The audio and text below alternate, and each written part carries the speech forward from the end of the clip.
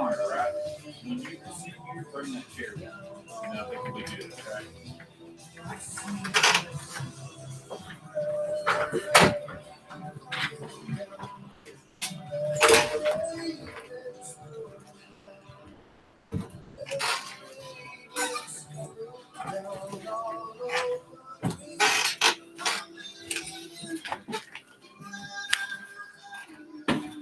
That started. Did you? No. What?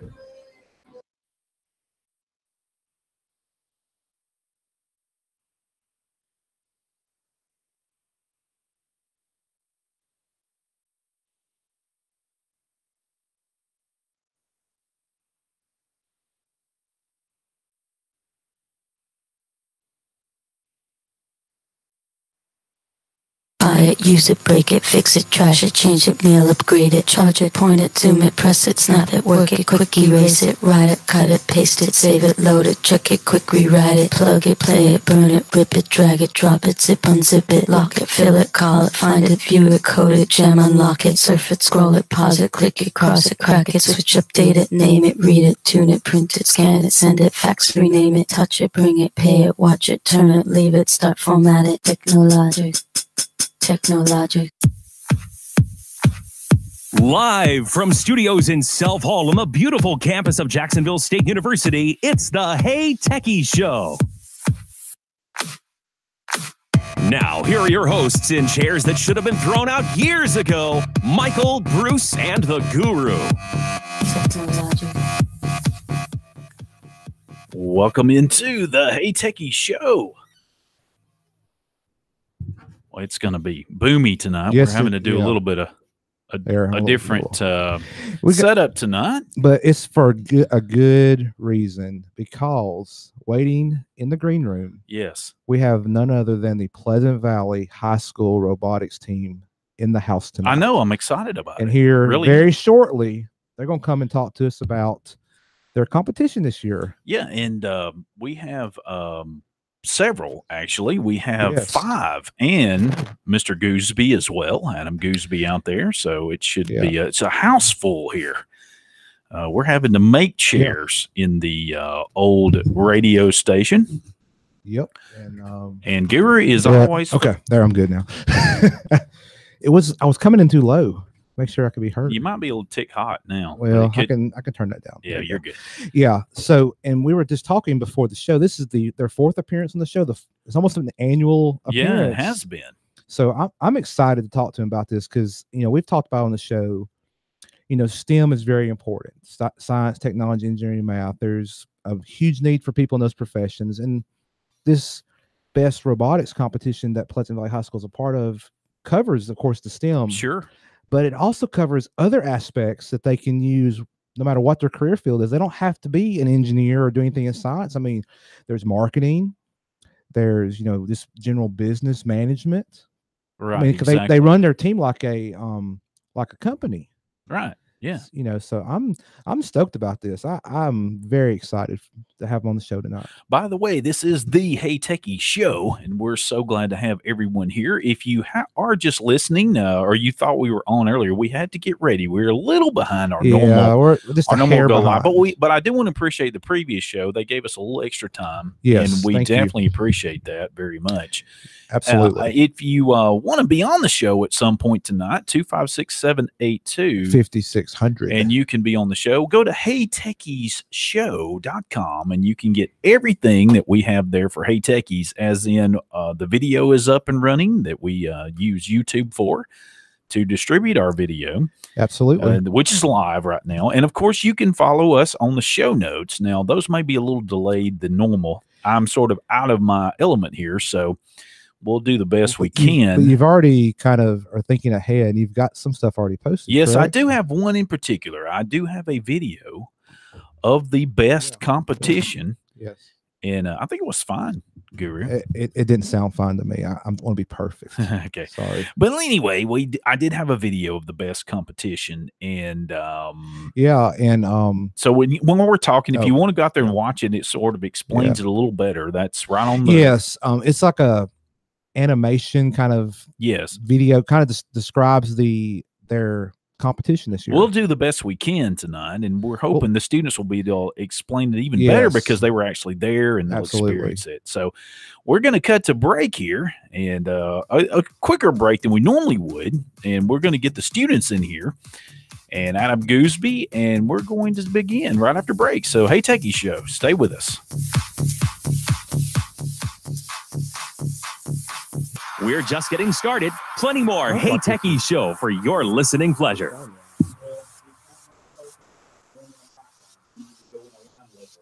Oh. The skills you can develop as a soldier in the Army National Guard can give you an edge in the high-tech job market of tomorrow. The Guard offers career training to take advantage of your skills in science, technology, engineering, and math that can help give you a leg up to a high-paying and rewarding STEM profession. Gain practical experience with emerging technology and equipment not found in the civilian world.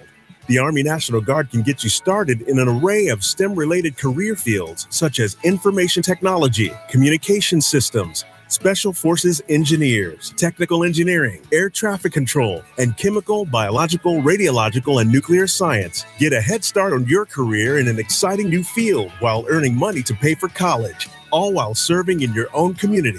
Log on to nationalguard.com or talk to a recruiter in your area to learn about all of the STEM career opportunities available to you in the Army National Guard. Sponsored by the Alabama Army National Guard. Aired by the Alabama Broadcasters Association and this station. This is an Alabama legacy moment. The 375,000 acres that make up the 3 ranger districts of Talladega National Forest were purchased by the federal government in 1936 as part of an effort to restore clear-cut timberlands and farmlands no longer capable of producing crops. The beautiful reserve includes the 102-mile Pinhoti National Trail System and Alabama's highest and second highest points, Mount Cheaha and Duggar Mountain. Sponsored by the Alabama Bicentennial Commission. When a child plays with blocks, the skills of a future engineer, rocket scientist, contractor, and architect are developing. A child on the playground is practicing the skills of a future athlete. When a child creates art, the skills of a future illustrator, author, and artist are being discovered. In a first-class pre-K classroom, children do all these things and discover a lifetime love of learning. For more information on pre-K, go to children.alabama.gov or just Google pre-K in Alabama. Sponsored by Alabama Department of Early Childhood Education, the Alabama Broadcasters Association, and this station.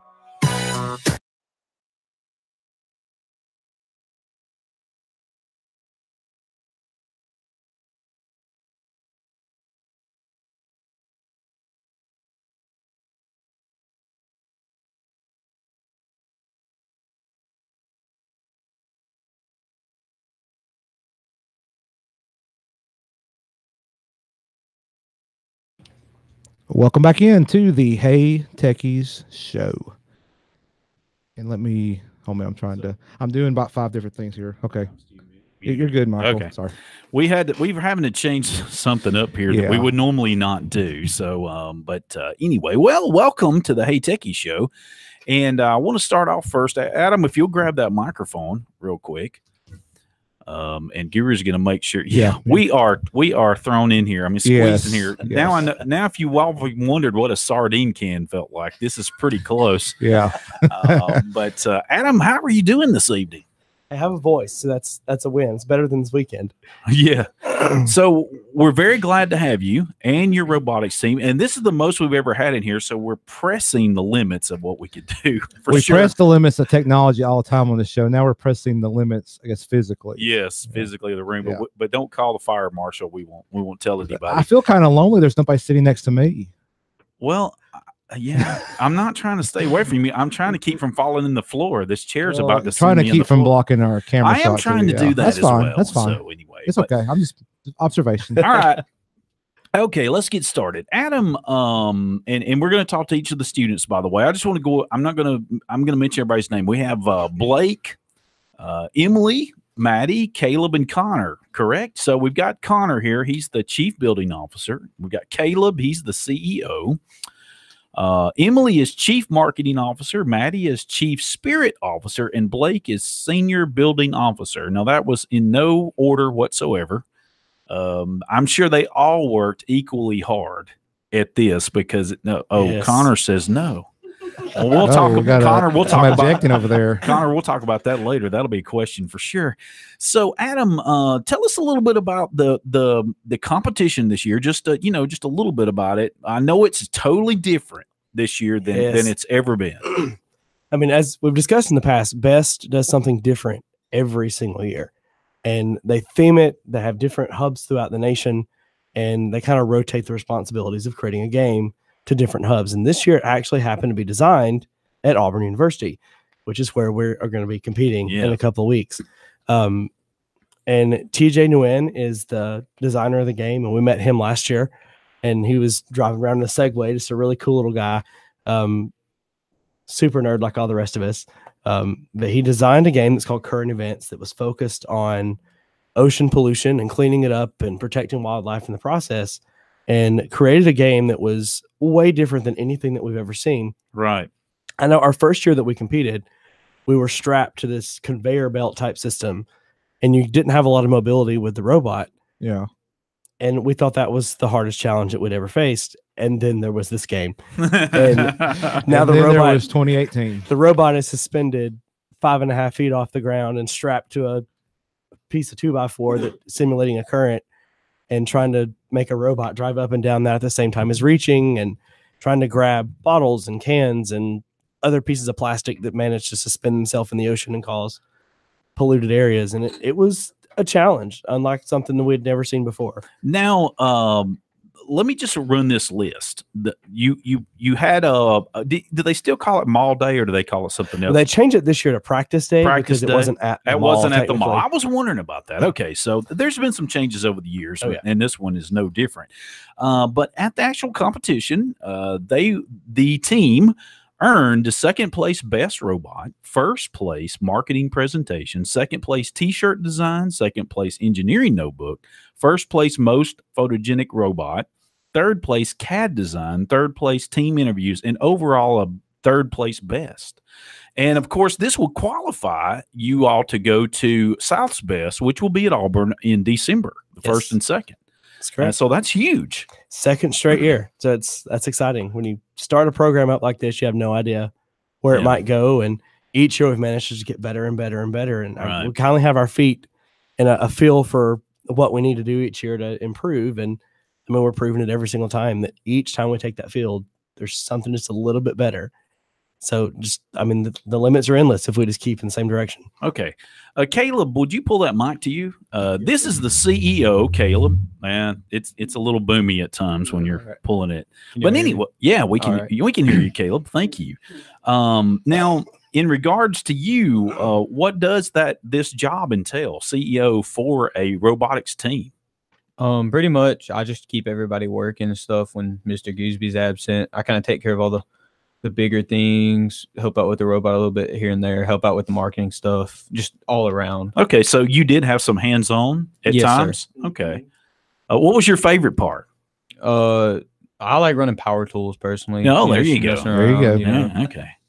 What's your favorite power tool, if I might ask? Well, there's been a couple that have almost killed me. Oh, gosh. Uh-oh. Well, that's not good. I hope not in the lab. I guess, it was in the lab. Right. The reciprocating saw. Oh, okay, yes. We do have a 7-second delay, Adam, if we need to use it. Yeah, we don't want to get reciprocating saw. Yes, it's got my respect. Oh, it does. Yes. Okay, well, that is good. That's good. That's very good. Now, if you'll move that over to Miss Emily. Miss Emily has been here before. Yes, sir. And I remember her from last year. And you're an 11th grader. Yes, I am. Is that correct? Yes. Okay. All right. So, Chief Marketing Officer. Yes. How did that go this year? It went pretty well.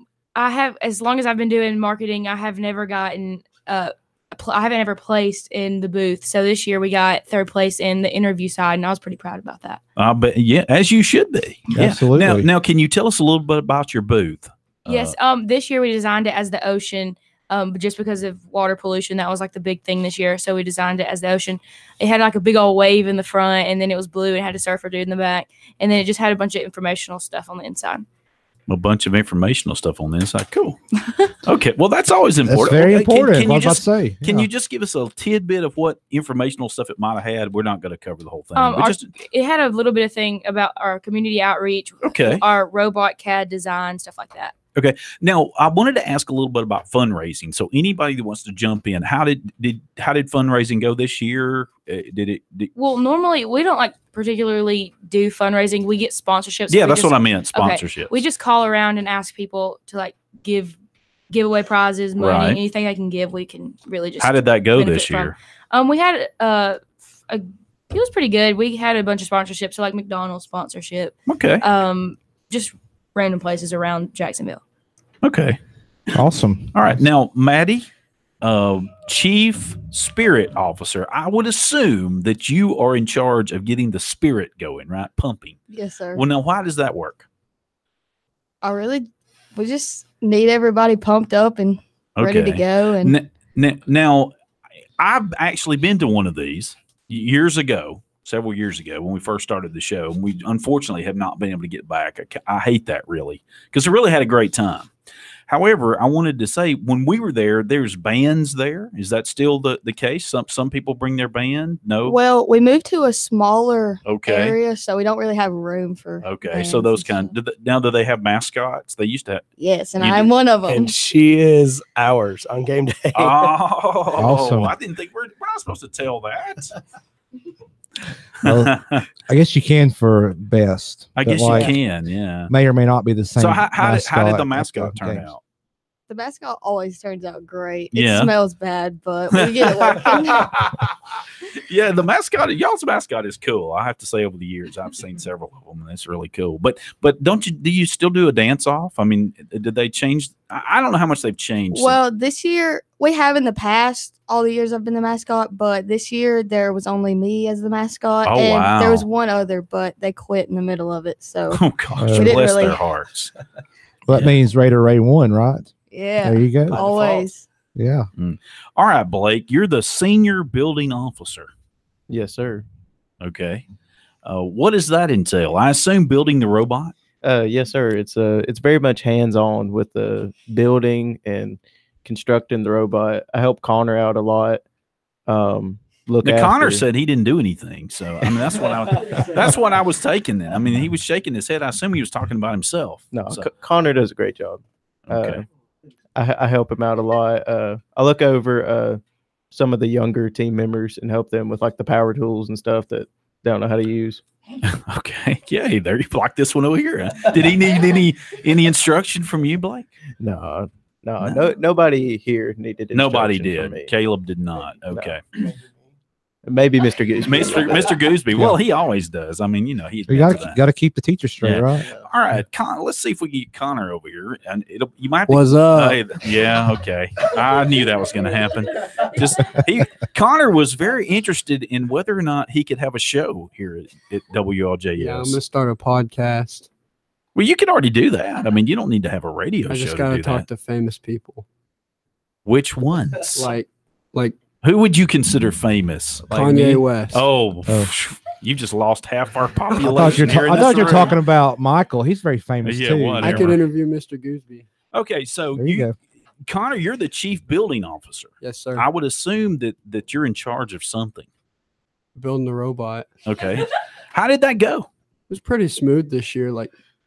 I've been on the robot team for how many years? 6 years, and this is the easiest year so far. So. Really? Yeah. And building the robot. Yeah, and it did really good. Got second, so. Okay. So let me ask you this. In building the robot, was this more challenging? You said it was easier, but I mean the whole overall design, was it more challenging this year than it has been in the past, or was it easier? Well, in the past, it didn't take as long to build. We just finished the robot a week before the competition, and it worked really good. So usually we have a bunch of problems on game day, and we didn't this year. So I'd say, yeah. Okay. Now, how did it work? The robot on the rails. How did that work? So there was 2 wheels in the middle of it that made it go along the current, and then we put two little wings on it, one for a counterweight and one for the claw, and you can move it back and forth because it was on different sides both games, and you'd have to move the claw over. Mm-hmm. So, and then that's about it. Okay, is it so? Let me get this straight. You only had two wheels that was giving a pressure on the beam to move it back and forth. Yes, sir. It was like a roller coaster, kind of just. Oh yeah, okay. On the beam. All right. Okay. Now, who helped create some of the arm? Blake. I want to ask a few questions about the arm, if you don't mind, and we still have more questions for the ladies, obviously. Blake, the arm in general, was it more difficult this year? Was that more of what you spent time on, really developing the arm? Developing the arm was a very large part of the robot. If the arm goes wrong, we wouldn't score hardly any points. Right. The arm was definitely one of, if not the most important part to developing this robot. Okay, so with this arm, it had to pick up objects. Now, what were some of the objects? Can somebody detail a little bit about that? Some of the objects, they were 16-ounce to 32-ounce bottles, 24-ounce bottles. Empty, full? They were empty. Okay. Yeah. Soup cans and little small, almost like wiffle balls, like little golf balls. Okay. And some of these, I guess all of this was imitating trash, I assume, of some type. And so the objective, as we sort of already heard, was to get these out of what was pedestals. It looked like pedestals, where these round areas. Was that supposed to be where you were trying to pull it out of the ocean? Okay. The pedestals represented ocean gyres, and we were supposed to get the trash out of the ocean gyres. Okay. So what was the most difficult thing to pick up out of all these products that you can kind of? With our arm design, I would have to say the most difficult thing to pick up were the little wiffle ball, golf ball sized plastic type deals. I can't remember getting any of those. Those were definitely the hardest. Wait, correction. Connor saw someone get one. Yeah. He's not really sure if it was y'all's team. We knocked it out in Oak Mountain. Oh, okay. You knocked it off and Oak Mountain took it. Okay, there we go. We're getting it cleared. Now, as far as those, can we tell the audience the points? Now, were there different points in these different items? Do you remember some of the points? Yes, there was different points for different items. Along with this ocean trash, there were also turtles in the ocean gyres. Okay. That were specifically supposed to be handled by the field scientist, and you could open up the turtles and take the trash out of them, and it would tell you certain pieces of trash were worth double points. Oh, okay. Oh, so who was the field scientist?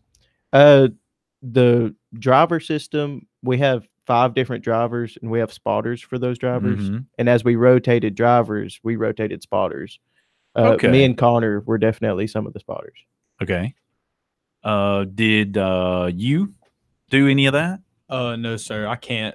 Oh, okay. I'm sorry. It's like the CEO can't really be a driver. Oh, okay. What does the CEO? Oh, that's a good question. What does the CEO do on game day? Well, this game day, I unfortunately had to take the ACT that morning. Well, there you go. So I got there a little after lunch, and Gooseby looked at me. He's like, "You won't believe how the robot's doing." And I was about to say, "Well, it fell off the thing, and it's not doing good at all." But I looked up on the board, and we were in second place, and it really surprised me. But I pretty much I walk around a game day, make sure everything's going smooth. I help out with the robot when I can. Help with the marketing stuff if they need anything. Most of the time, they're really independent. They can get everything on their own most of the time. Now, who does the engineering notebook? Who would that be? Is that somebody in here? Yes, sir. Everybody was doing that. Okay. That thing is a stroke. So I take it that's not one of your favorite parts. No, that's definitely the worst part. But really? I will say there's more than just the people in this room that are behind stuff like the engineering notebook and the building, because I think Mr. Gooseby was telling me there's like 15 students on the team total. There are. This year we only have 15. Normally we have between 20 and 25. We just had a lot graduate off last year, and there just wasn't a lot of interest from the younger kids for some reason this time. I'm not sure where the interest fell through, but we've got a lot coming up now that are 8th or 9th grade students that are like, okay, we have to be in there. Yeah. That maybe it was just scheduling or whatever, couldn't get them in the class, and they thought they couldn't do it for some reason. So this is a class they take. It is. That's one thing that makes us unique as a school.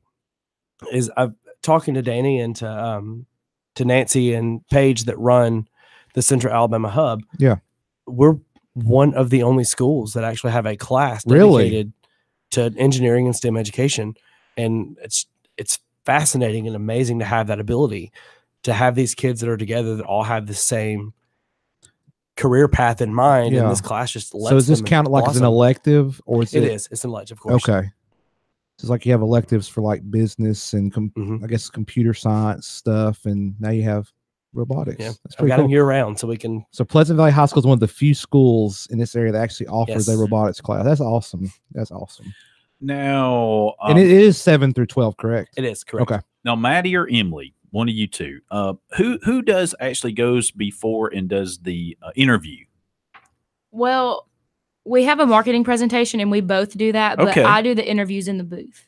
Oh yeah, okay. But the marketing presentation, don't you go somewhere and you? Yes, we go to Talladega Community College. Okay. Yes. Central Alabama. Community College, Right.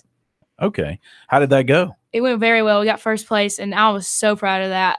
We all go in there. I give a presentation on the marketing side. Caleb just gives a little bit of history about our team. Caleb, I mean, oh, sorry, I didn't know what you were talking about. I was like, okay. Connor does about this year. He told about a little bit about our robot, and then Blake told about how we designed it. Okay, so it's several. And then Maddie, of course, talked Matt. about. She talked about how she's like the spirit officer. Yeah. Okay. Well. Let me ask a question for Maddie again. During the game, what does the spirit officer do? I know. I mean, just give it, just a generalization. Well, while a robot is active on the field, I make sure everyone in the stands is standing up cheering for the robot, and I make sure at least one person is in the mascot at all times. But this year we didn't have to do that as much because there were no other mascots.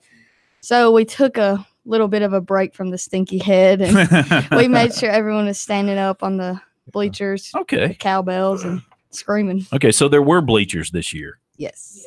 Now, isn't it at McClellan, or has been? It was this year. Okay. Yes. All right. Yeah, I will say, I know we haven't really talked about this, but game day from the time Michael and I went several years ago, I mean, it is like a constant 8-hour pep rally. Oh, it is. It is Crazy. it is it's so energizing to be there, even if you're not competing, just as a spectator. I mean, it's a unique experience. Well, that's like my job, is just to keep everyone going like that. And like Gooseby and I talked about, Thursday was Saturday night is the best night of sleep you will ever have in your life, because you're just going constantly all day. That's one of the first pieces of advice I give to every first-year team member, that make sure Friday night before game day you sleep very, very well, because you're going to be exhausted by lunch on game day, and you will sleep the second you lay down on Saturday, and you will not wake up till midday on Sunday because you are going to be exhausted. It's an insane experience. Yeah. Well, now when we come back from break, we're going to have a few more questions and maybe a short discussion about some things that I had in my mind that I just sort of want to ask. And I can see Connor's already enjoying himself. So the Hey Techies Show will be right back momentarily. Don't go anywhere. There's more in the queue lined up just for you.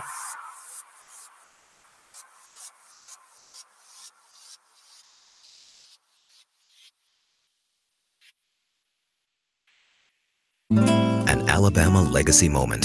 Cheaha Mountain, often called Mount Cheaha, is the highest natural point in Alabama at 2,407 feet above sea level. It is located in north central Alabama in Cheaha State Park, surrounded by the Talladega National Forest in the foothills of the Appalachian Mountains. This dramatic landscape gets its name from the Creek Indian name for the mountain, Chaha, meaning high place. Sponsored by the Alabama Bicentennial Commission, the ABA, and this When station. a child plays with blocks, the skills of a future engineer, rocket scientist, contractor, and architect are developing. When a child expresses himself with colors, paint, and clay, The skills of a future illustrator, author, and artist are being discovered. A child on the playground is developing the skills of a future athlete. When a child is involved in dramatic play, she's learning the skills of a future doctor, nurse, and veterinarian. In Science Center investigations, a young child practices the skills of a future horticulturist, inventor, and archaeologist. During circle time sharing, the skills of a future teacher, lawyer, and journalist are being explored. A child reading a story in the library is honing the skills of a future librarian, teacher, researcher, and writer. Future stars are born in the classroom's music center. In a first-class pre-K classroom, children do all these things, and in the meantime, they discover a lifetime love of learning. For more information, go to children.alabama.gov. Sponsored by the Alabama Department of Early Childhood Education, the Alabama Broadcasters Association, and this station. This is an Alabama legacy moment. In the late 1960s, NASCAR founder Bill France was hunting for a location for a new racetrack that would rival the size and speed of Daytona. Eventually, he settled on an abandoned airfield near Talladega, Alabama, and started construction on May 23, 1968.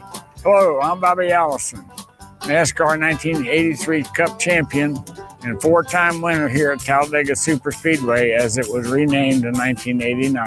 With 33-degree bank turns and 2.66 miles of asphalt, it's the fastest racetrack in the nation. Bill Elliott set the existing NASCAR speed record here in 1987. Every driver that's run at Talladega has had a wild ride or two. My final win here was over Dale Earnhardt by a fraction of a second. You never know who's going to make it the full 500 miles, and that's what makes Talladega one of the most exciting racetracks in the world.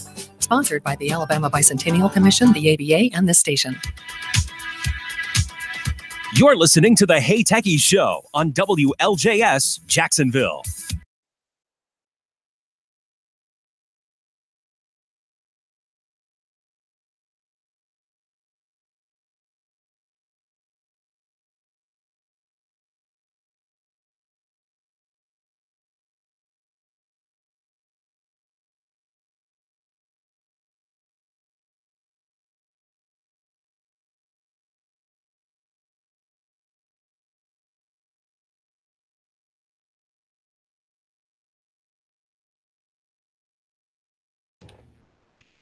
Welcome back in to the Hey Techies Show, where we're jamming out to go big or go home. And that's exactly what the Pleasant Valley robotics team did Saturday.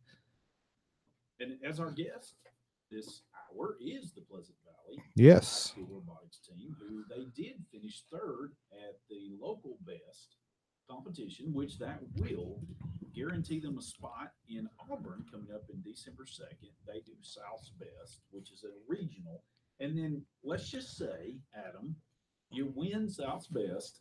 I realize that would be like winning state championships. Oh, it's bigger than that. No, I know. I understand it's bigger than that. I meant several state championships. Yes. But then those individuals will be invited to where? That is it. Oh, that's it. I'm sorry. I missed Best when they first started, they did a big national, so huge national tournament. But they realized that the whole buy-in to Best is that it's at no cost to the school. Oh, that's true. And when you've got having to travel from all 50 states to one centralized location, travel expenses just got outrageous. Yeah, And absolutely. so now they've localized it somewhat, but it's still considered the national level tournament. Okay. And we'll be facing schools from Florida, Georgia, Tennessee, Louisiana, Mississippi, pretty much the entire Southeast will be competing against us here in Auburn. So before I forget, I wanted to ask this question, and I know Guru and I had talked about this a while back to discuss this. Speaking to someone, a teacher that may be listening, or anyone, is it difficult to get involved in doing this, and is it expensive to get started? Getting involved in it is as simple as just get in touch with me, and I can give you the contact information for Danny Coleman, who is our sectional or our hub director, and Paige Scott and Nancy Adams that are his assistants. And getting involved is as simple as saying, hey, I want to be a part of this. And it is at zero cost to the school. It is completely grant funded, and they do accrue some sponsorships through over the years that they have, like McCartney Construction and Alabama Power and other major corporations that donate in the money to buy the kits and send them out to schools, because these different companies have realized the importance of STEM education, and they've realized the impact that this kind of a program has on these kids.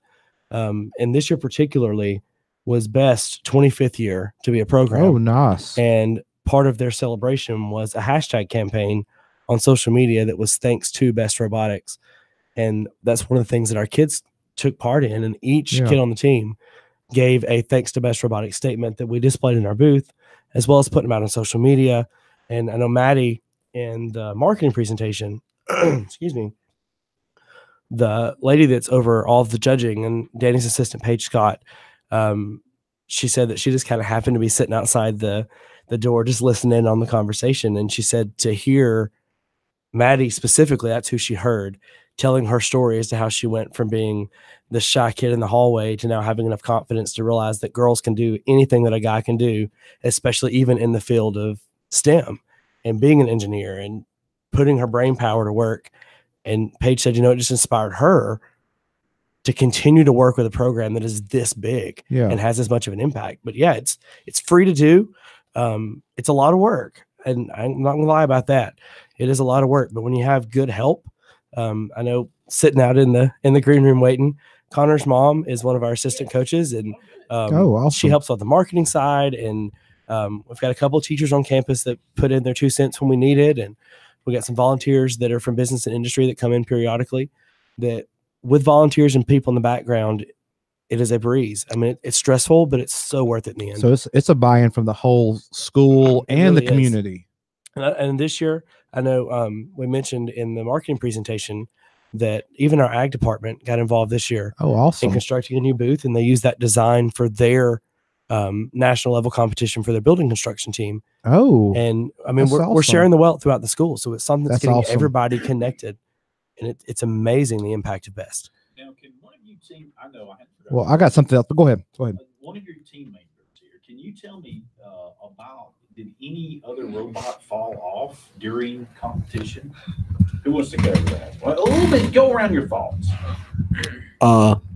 Yeah, and it was pretty tragic when it happened. It was very scary.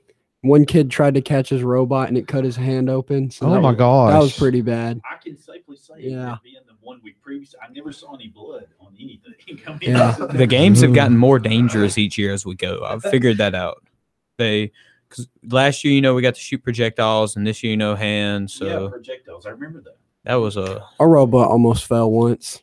The one of the little, what was it? The little back, the spacers, like it came off. And it just started leaning off. We were just like, all right, stop moving the robot. Because if it falls off, it's breaking. And because our robot was like 20 pounds. So, yeah. I was going to ask about that. Now, I know there's usually limitations. There's height, the size, the weight. There's several limitations, right, on the robot itself. The robot itself has to fit within a 24 by 24 by 24 inches box to be able to meet compliance and compete in the game. And this year the robot was only allowed 8 inches above the current. Oh, okay. So you can't just build everything on top. You have to equally distribute your robot throughout each side in every dimension. Wow. 8 inches above. Yes. Okay. That was a huge challenge. How do you get the arm to go out? I mean, I guess I'm trying to understand. How far out did you have to go with an arm to get it out that far? Our arm was about 17 and a half, 18 inches.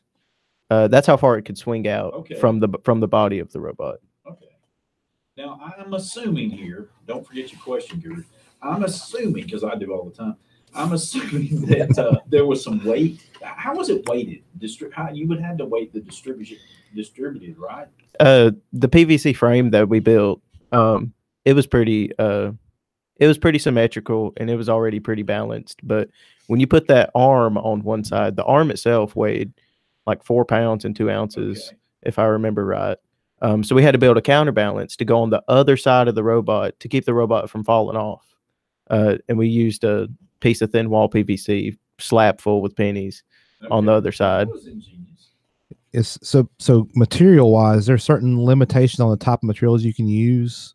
You mentioned PVC. They give us PVC. They give us 3/8, 1/2, and 1/4 inch pieces of wood. Okay, so they provide the materials. You have to use those materials. We have to use the materials that they provide us to construct the robot.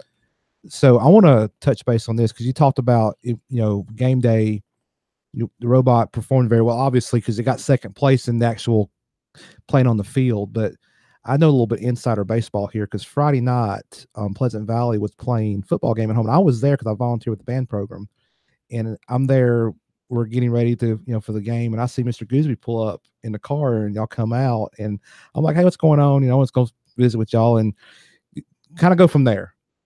Well, that was the day of the marketing presentation in Talladega. Yeah, and my car had broke down that morning. And I had all the marketing stuff. So me and Mr. Gooseby had to make a second trip to Fort McClellan to deliver all the stuff that was in my car. Yeah. And when we got back, we had to finish the robot. Yeah, so talk about the robot, because when I approached y'all, Mr. Gooseby's like, "Oh my gosh, we got major problem with the robot." So kind of describe what was going on. The robot itself, it wasn't balancing on the current, so we had to fix that. It wouldn't reach all the way. The arm wasn't long enough, so we had to find a way to add 5 to 6 inches of length to the arm in order to score any points. And y'all, I'm sitting there having a conversation with y'all, and like Mr. Goob's like, "I think we can do this," and y'all kind of bouncing ideas off each other. Well, I'm having a separate conversation because I'm like, "Hey, y'all still good with the show coming up Monday night?" And like, "Yeah, but we're trying to figure this out." I mean, y'all were in the zone. Then fast forward several hours, I go to the football game with the Pleasant Valley Band. All that's going on, and I come back, and it's like almost 10 o'clock at night, getting ready to leave because it's all over, long over. Everybody's gone home. I'm fixing to leave, and I see y'all come out of the school, and I'm like, "Y'all been here the whole time doing this?" And during that whole time, y'all basically re-engineered that arm. We were in there the whole time finding a way to balance. And y'all were oblivious to what was happening up at the football stadium. We had no idea. I kept trying to open the window and see if I could hear something, but I couldn't make out what the announcer was saying. Because like Mr. Goose like, what was the score?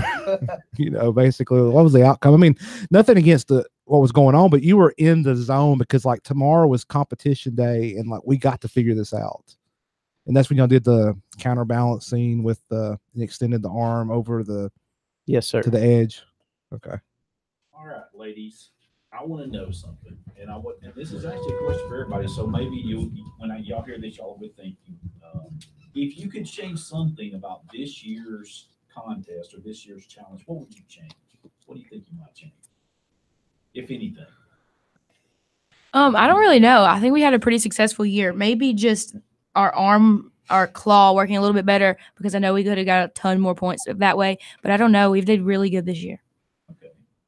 Everybody else pretty much.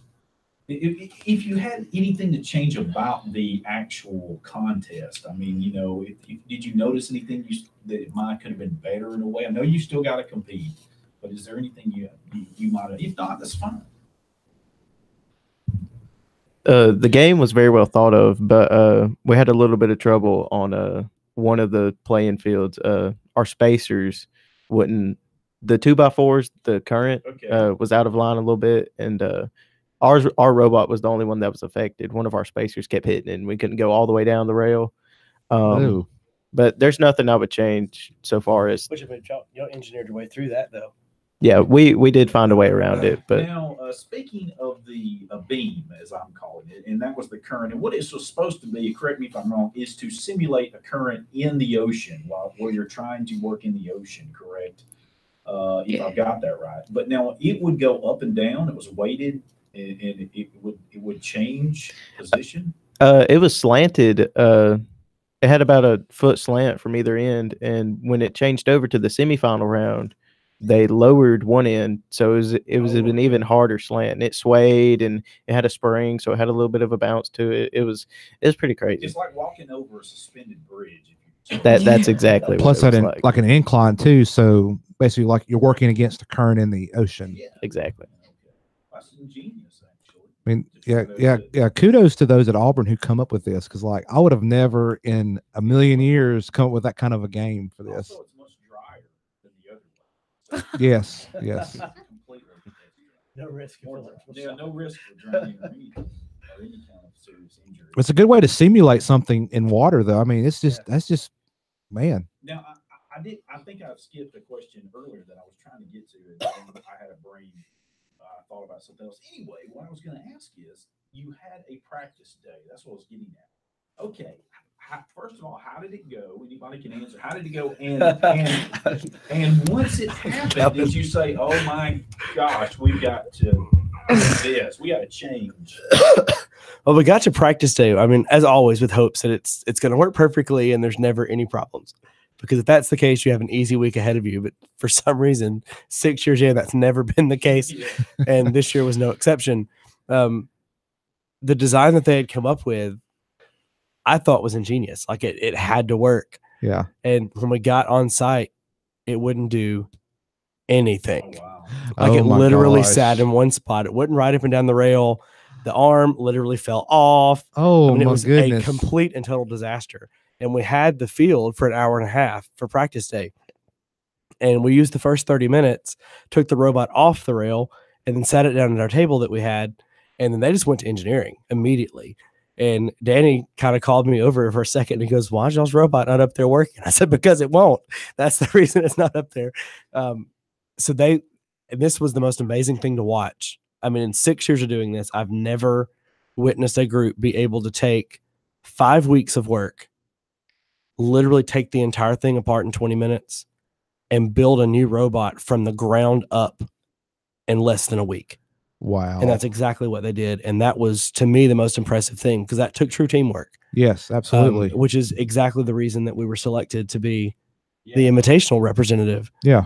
Like they didn't even have a chance to practice driving the robot until Friday because it wasn't built yet. Because I mean, we had to scrap the whole design. And even then on Friday, it wasn't working the way we wanted it to. Yeah. So it was pretty much a wing and a prayer that it was going to work the way that it did. And that's just big kudos to their engineering. Absolutely, man. Because I mean, they did it. I mean, I was a set of hands when like, "Here, hold this." Yeah. And I mean, that's all I can do as a coach. It's all student built. And right. That's so amazing that these kids can do that. I mean, it blows my mind every year, but this one especially, doing the whole thing in a week's time. That's crazy. That's crazy, but that's remarkable too at the same time. I mean, kudos to all y'all for that. I mean, true teamwork. And when you're in the real world and you're facing problems, whatever you're doing for a living, it's like, sometimes it's like, oh, we got to just start over and we got to do it right now. So, I mean, great life lessons here. You don't get those in the classroom at all. Now we've got 3 seniors. Okay. We'll start over here with Caleb. Now, Caleb, what's your plan? I either plan to attend University of Alabama Huntsville or Auburn and go into aeronautical engineering. Nice. Oh, here we go. Okay, and I know Emily is in the 11th grade and Maddie, you're in the 10th grade. Now we've got Blake. Now you're a senior as well, right? Yes, sir. Now what is your plan? My plan is to go to Jack State and major in education. I want to be a science teacher. I want to take Mr. Goosby's job, but it looks like he's going to be out of there before I finish school. You never know. Go Gamecocks. Of course, at the end, not last, is Connor, who wants to interview Kanye West one day. We already know that. Now, Connor, you're a senior and you play football, correct? Yes, sir. And now, what do you want to do after your famous high school career here? Well, I plan to go to UWA and run track. Oh, cool. And probably do something like sports management or sports therapy. I want to stay in sports, so I'm going to try and find something like that. Okay. That's great. All right. Now, Emily and Maddie, I'm not going to leave them out. Maddie's like, I have no idea what he's saying. Now, what are you guys thinking about doing? I know you're just in the 10th and 11th, but what about the future? I want to go to Jacksonville State and be an occupational therapist. Okay. I want to go to LSU for interior design. LSU. Goodness. You can redesign the studio here when you. Yeah. Oh man, somebody please. We probably take almost anything. I'll even y'all can change the color. I've got nothing to do with that. I don't know what I'm talking about. No, I just said that. Just the first thing came to mind. So it does need changing. It's really, we joke about these chairs, but they should have been thrown out years ago. Absolutely, yeah. Well, I want to thank you all for being here today. Thank you for having us. Yeah, absolutely. And personally, I want to wish you all the best I do it every year.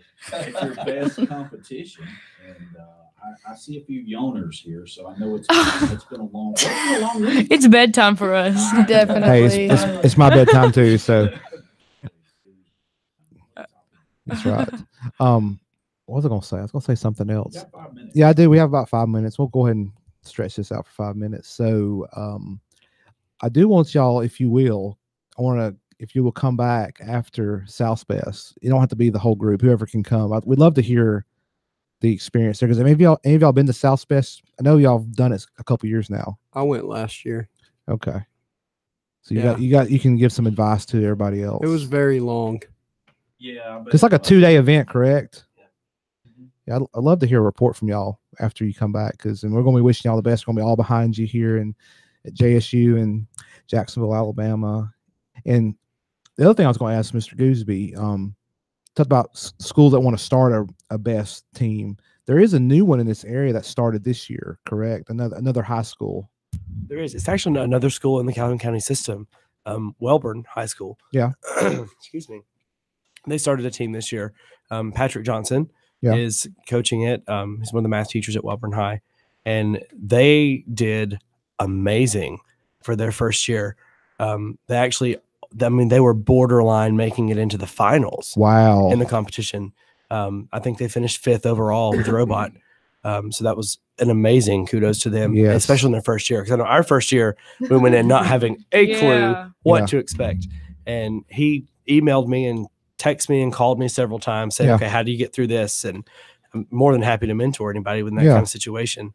And then they won, 3rd place for most photogenic robot. And I mean, they did a fantastic job. That's awesome. Kudos to the folks at Auburn and Mr. Johnson there.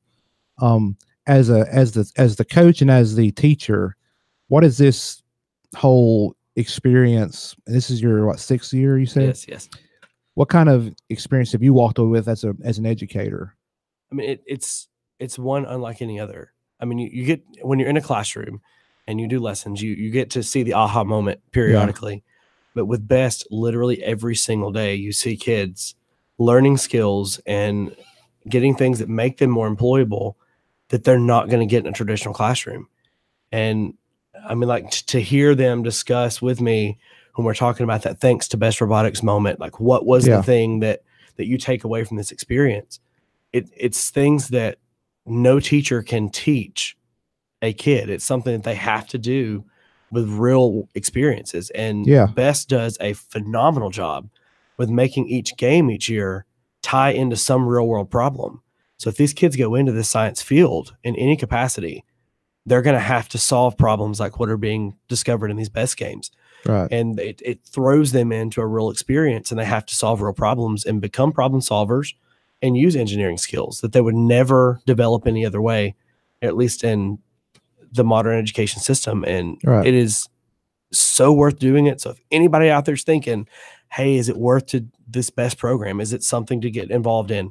It is completely worth every single second.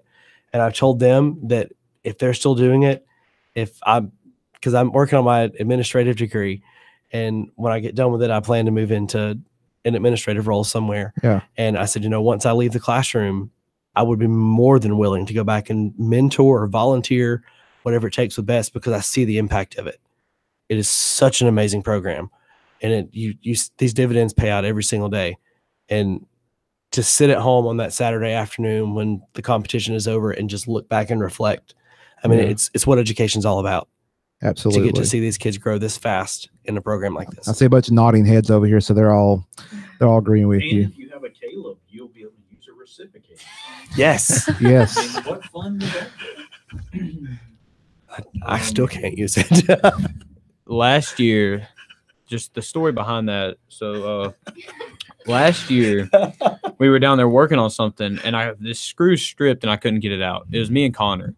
He almost cut my hand off. I did. But we couldn't, this screw strip, so I was like, I'm just going to cut through it. And so I cut through it, and I feel something bump my leg. And I look down, and there's a hole about this big in my shorts. And it cut right through my khaki shorts. Didn't get my leg at all. But it got really close. I guess Mr. Gooseby didn't know about this. No, he did not. No, he wasn't in the room. I did after the fact. They're like, we kind of had an accident. Yeah, well, we're glad you're okay. Mm-hmm. That's something a teacher never wants. Oh, no. No. Okay.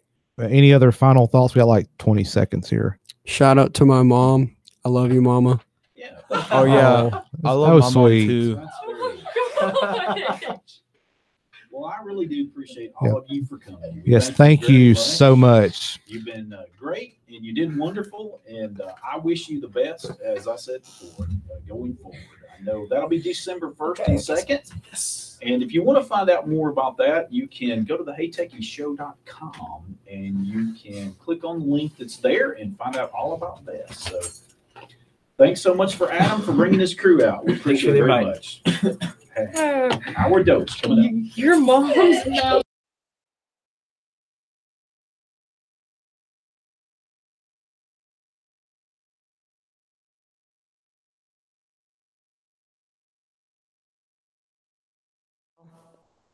Live from NPR News in Washington, I'm Jack Speer. President Trump plans to visit Pittsburgh tomorrow to comfort victims of Saturday's deadly synagogue shooting. NPR's Scott Horsley reports a White House spokeswoman brushed aside suggestions the president's language has contributed to a hostile climate in the country. White House Press Secretary Sarah Sanders calls anti-Semitism a plague to humanity and said all Americans have a duty to confront it. Some Jewish leaders have complained that Trump's own rhetoric directed at refugees and Democrats has fueled division in the country. But Sanders dismissed that criticism, saying Trump bears no responsibility for what she called a chilling act of mass murder. You can't start putting the responsibility of individuals on anybody but the individual who carries out the crime. Sanders added Trump will continue to highlight sharp differences with his political rivals in this final week before the midterm elections. Scott Horsley, NPR News, Washington. Rescuers in Indonesia have recovered some human remains along with pieces of aircraft and personal belongings from the Java Sea after a Boeing jet operated by an Indonesian airline crashed minutes after takeoff. The 2-month-old plane with experienced pilots aboard was flying in good weather when it went down. Stephen Wright is an aviation expert. He says it appears the plane needed to be checked for issues and was not. It has had an issue. It's had some maintenance corrective actions, been released to service. And here's the weird thing. In its next flight, they've lost contact with it. The flight crew have recognized there's a problem, and then they've asked to come back home straight away. And it's in those few moments thereafter they've lost contact, and this aircraft is obviously ditched into the sea. It's believed all 189 people aboard the relatively new Boeing jet flown by Lion Air were killed in the crash. October auto sales figures aren't due out for a few days yet, but some analysts are already bracing for a slowdown. Industry consultants J.D. Power and LMC Automotive both say they expect sales have slipped slightly this month compared to a year ago, when the need for replacements following Hurricanes Harvey and Irma boosted demand for vehicles. After opening much higher, stock prices plunged. The Dow was down nearly 1%. NPR's Jim Zaroli reports the drop came after news the U.S. may impose more tariffs on Chinese goods. The Dow was up 352 points at one time in the morning, but in the mid-afternoon, word came that the trade war with China might be intensifying, and the Dow dropped as much as 566 points. It later recovered part of the loss. Big exporting companies like Boeing were hit hard, and so were tech giants like Amazon, which fell more than 6% for the day. Netflix lost about 5%. The Dow has fallen 10% in less than a month and is now in negative territory for the year. Facebook is down 30% from its all-time high. Jim Zaroli, NPR News, New York. The Dow was down 245 points, the NASDAQ 116. This is NPR.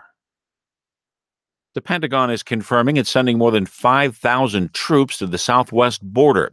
The deployment comes as a migrant caravan made up of refugees from Central America continues to move through Mexico toward the U.S.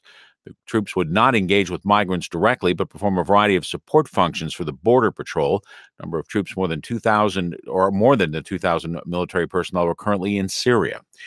Torrential rains and heavy winds have been battering central and southern Italy. At least 4 deaths are being attributed to the severe weather there.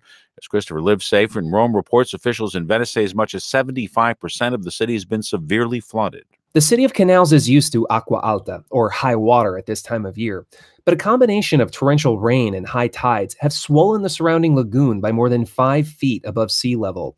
As Adriatic seawater spilled inside Gothic palazzos, water bus service was suspended because the boats could no longer fit beneath the bridges. The governor of the surrounding region has warned that the flooding risks reaching levels last seen in 1966, when the entire cities of Venice and Florence were completely inundated and great works of art destroyed. Severe wind and rain is hammering much of the Italian peninsula. For NPR News, I'm Christopher Livesay in Rome. Well,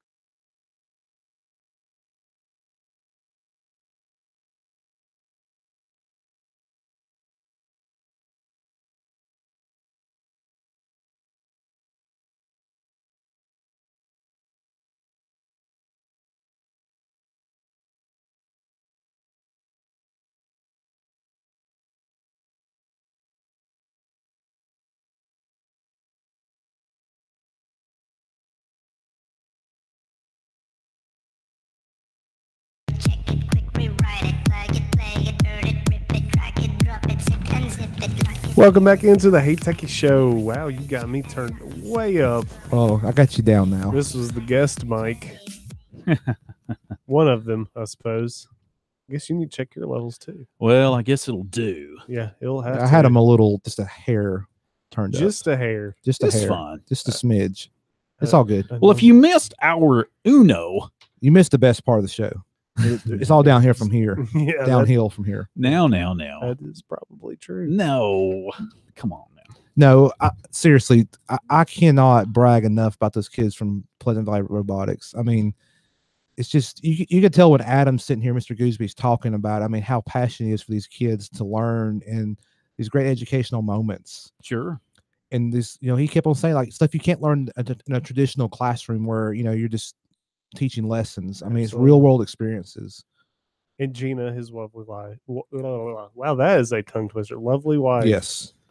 Is a great sport for that program. Yes, absolutely. Too. But There's your shout out. Yeah, but just I mean, it's just it's amazing. And he's sitting there talking, and if you're not watching the video, of course you can't see, but these kids just nodding their head in agreement with everything Mr. Gooseby's saying. Well, sure, like, that's what you do. I mean, but I think it's genuine. That's the thing. The beatings will continue until morale improves. Yeah. no, but seriously, wish them all the best when they compete in Auburn here in a couple of weeks, really. I mean, about a month or so. Yeah. December 1st and 2nd. So if you're anywhere near there, I bet you can go by there and root them on. Absolutely. Well, Bruce, how are you doing? Wonderful. Ready to start the show. Okay, awesome. Let's start it now. All right. Well, so what do you got for us? What's on Bruce's brain? Well, you've been out there.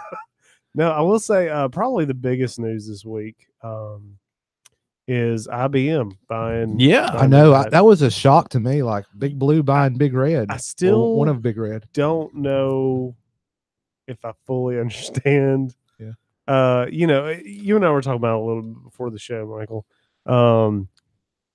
That a lot of what the comments people are saying is the service contracts, and I was like, I just don't see $34 billion worth of service. That's a lot of money. Yeah, but I definitely see they are way behind in cloud computing. Talking about IBM? Yes. Yeah. I mean, they compared to Azure and AWS. Just compared to AWS. So right. AWS. I haven't really followed. You don't hear much about Red Hat in particular with their cloud services. Yeah, but I mean the only thing I can think is that it's on almost everything that's in the cloud. But my understanding, that is true. I think they're taking a different approach to the cloud. Yeah, my understanding is I don't know if IBM's that creative. Hey, they have Watson. Figured out they have Watson. They do have Watson. Yeah, that's probably what Watson. How do we? Yeah, Watson. How do we come back? How do this? Well, they can win at Jeopardy with Watson. Why did we buy that again? Remind us. Yeah. No, but one thing that this is kind of reading in the weeds here. It's kind of early to tell, but like Red Hat. This is on the enterprise. Like they have Red Hat, of course, enterprise you pay for as a business. It's the full blown thing.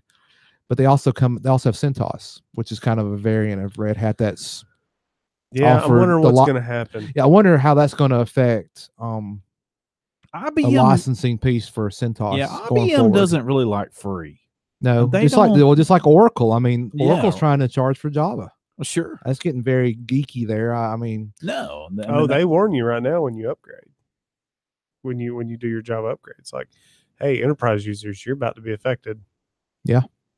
And there's a lot of stuff that, I mean, you as a casual, you as a casual, you as a consumer, you may not be using Java per se on your machine, but more than likely what you're interfacing with on the internet, it's probably running against Java.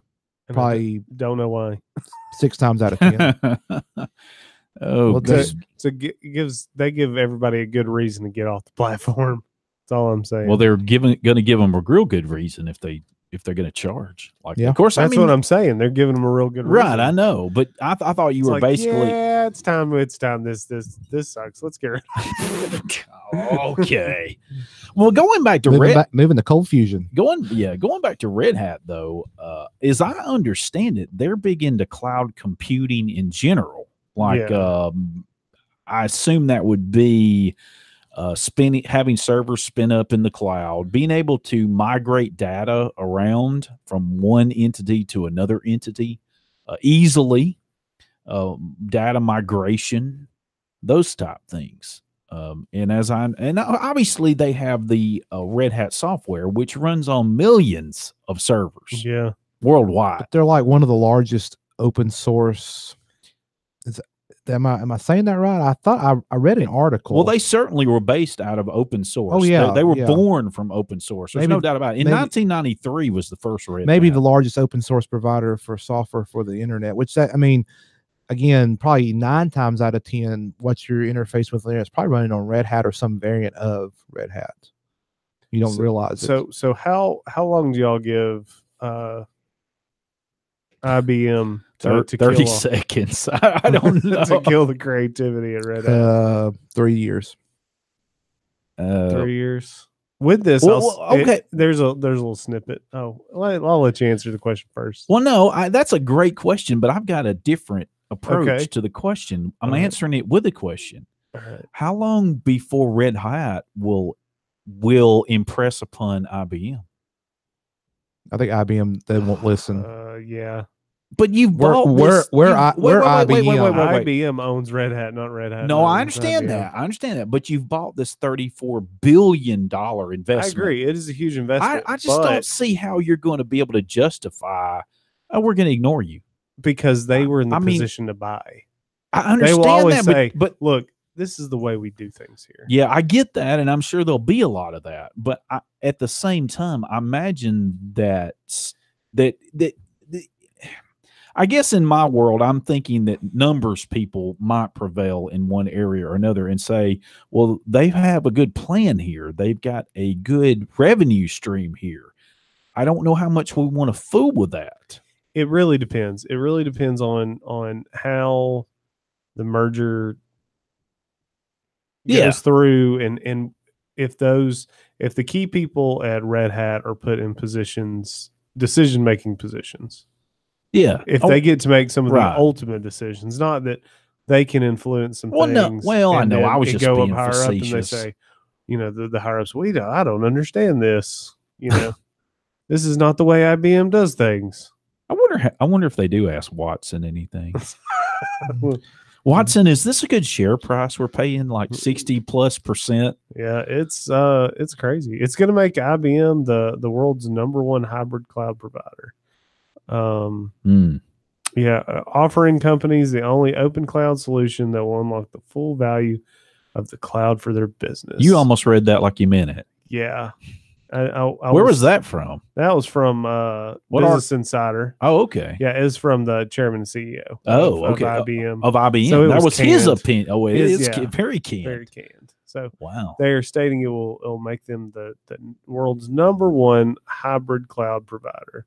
I think they're using that word hybrid because it's not going to make them the world's largest cloud provider. Yeah. All of a sudden. Yeah. So they've got to dress it up. I don't know. This is it's going to be interesting. Yeah, and I'm doing some Wikipedia research on the fly here about Red Hat because I think of Red Hat Enterprise Linux. That's not what I think of Red Hat, but I mean they have a lot more products than that. But basically, they're a software company. They're not a provider like Amazon AWS, they're doing it all. Yeah. Or you can put your own software on their hardware, but they're enabling you to put stuff in the cloud by these different solutions. Correct, sure. IBM, I guess maybe they feel like they're just behind the curve, and like we have $34 billion at the blow. Not blow, but we have the money. So what they're doing here is you go. They're trying to, because IBM's not been innovative. That's why they're behind, and they're trying to buy innovation. Yeah, and big companies do that all the time. Well, I say all the time. Big companies are doing that because they've lost their innovative spark, and they don't want to die out like GE's dying out. Right, and then in IBM too, they've been kind of selling off a lot of their that they have. Hardware technologies. I mean, the IBM ThinkPad laptop line, that's one of the more superior, PC notebooks out there in terms of it was. I mean, I'm not sure with Lenovo, but I mean, when it was at the time, an IBM ThinkPad was kind of cream of the crop. Yeah, it's what business used. Yeah, because it was durable and they got the job done. So they got rid of that, and then they got rid of their now it's all about Intel server line. They sold that to Lenovo, and keeps on going. Yeah, I mean, it looked like they were going to kind of more focus they sold on their mid-range servers too, didn't they? I think they still have the power stuff. Did they? Yeah, I thought they sold that off to. I don't think they have yet. I'm pretty sure I may be wrong though, but it seemed like IBM was going full tilt, massive enterprise hardware, but now they're kind of like, well, we're going to snap this up. I know Lenovo owns quite a bit of it now. Yeah. Yeah. Well, when we come back, we will maybe talk about this the rest of the night. Who knows? It's a great big story. We have an Apple announcement tomorrow. We have to talk about that too. I'm just joking. The rest of the show's over. Dang it, the show's over. Apple. Be right back. No representation is made that the opinions of hosts here are better than those of the average tech show, but we think so.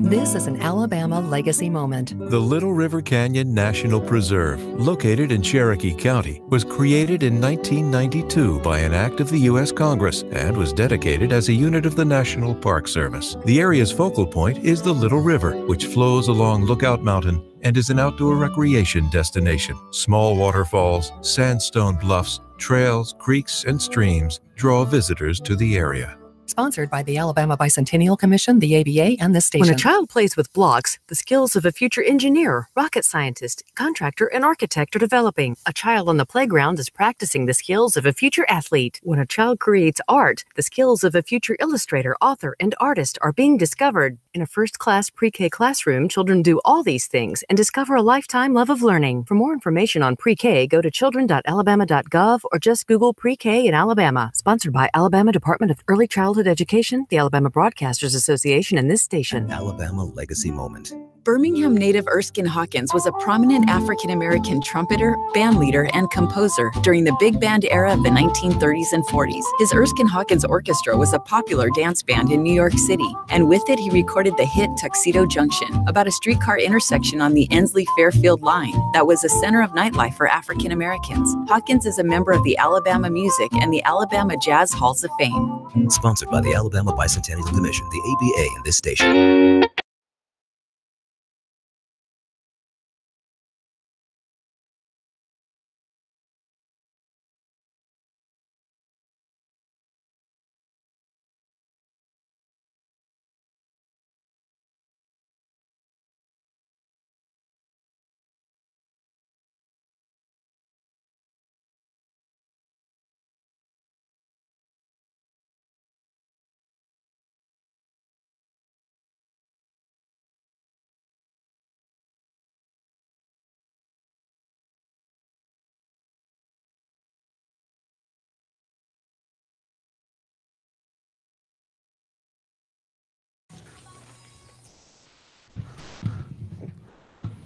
Butterflies fly away.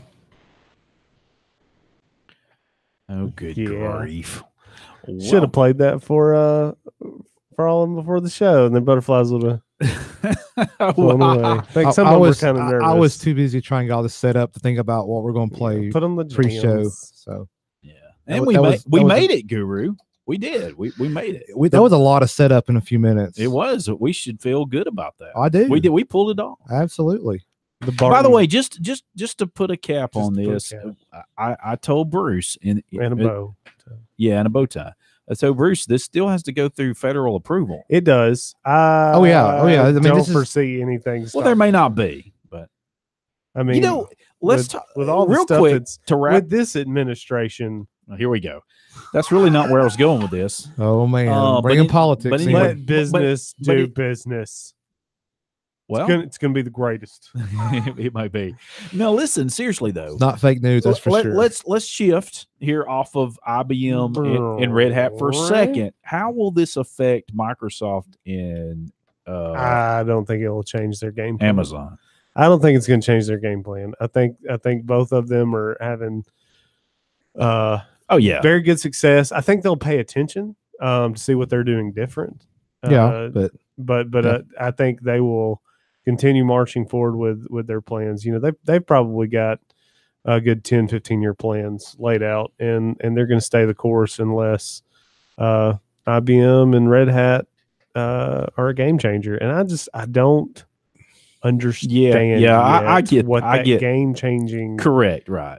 It's yet to be seen. What that game changing marriage is. I don't see it yet. Yeah, and I just don't. It may be one of these pieces where they're late to the game.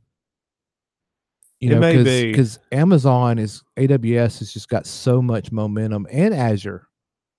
Yeah, the Microsoft cloud platform. It's just, it's for a business like having to shift completely. You're not going to unless it's just like awful. I will say this may.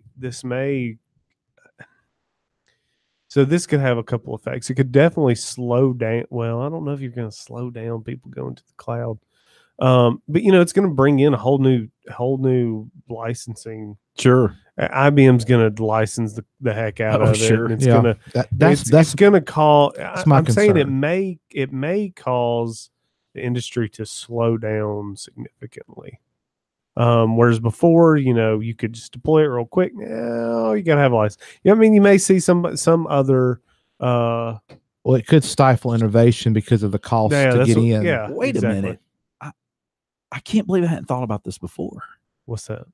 I'm glad I could be of inspiration. Would this make companies that roll their own servers consider, because of this license that may come on? Okay. Yeah. Consider going to Microsoft or AWS and say, hey, this is pretty close to the money now. We're going to save money on a lot of areas if we do this, because we can't afford what they're going to charge now for what we were using. It may be. Yeah. But I think it potentially, with innovation, it could stifle it to a certain degree because of that initial cost to get in. Somebody's got that great idea, but there's that hump to get in. If IBM was smart, they would keep a lot of it still free to bring you into their other products. Yeah, I think, and that's how Red Hat's been doing it with their OS. Like they have CentOS, but they also have the full featured with support Red Hat Enterprise Linux, and you can kind of. You can get in on the ground floor with CentOS, but for more features, you may need to license.